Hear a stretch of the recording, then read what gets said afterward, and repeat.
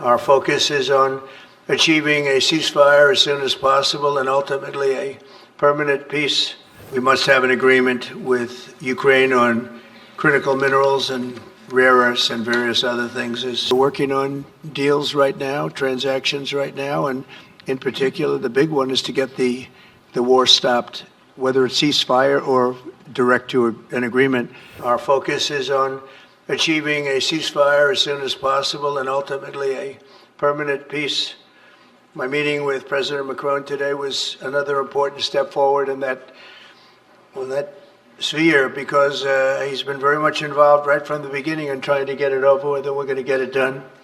I believe that Emmanuel agrees with me on many of the most important issues. Chief among them is this is the right time. It may be the only time, you know. This has led to the death of many, many people. I'm also pleased that President Macron agrees that the cost and burden of securing the peace must be borne by the nations of Europe, not alone by the United States. And Europe must take that central role in assuring long-term security of Ukraine, which they want to do.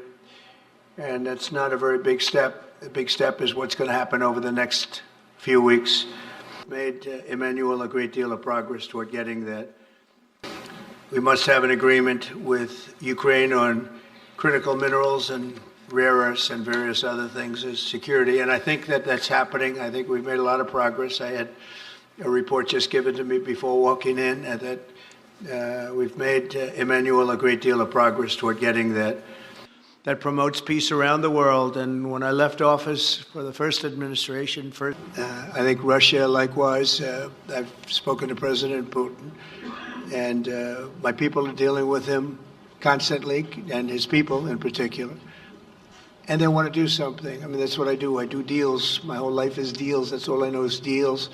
And I know when somebody wants to make it and when somebody doesn't. I will say this, before I came here, there was no communication with Russia whatsoever, and Russia wasn't answering calls. They were not talking to anybody. They wouldn't talk to anybody, and people sort of accepted that as being that they want to go forward and just keep going without stop. But when I got here, one of the first calls I made was to President Putin, and we were treated with great respect, and they want to end this war. So that's a big thing, because I didn't know if I could say that, but it's a big thing. They want to do it, and we didn't have inflation. It was a whole different world.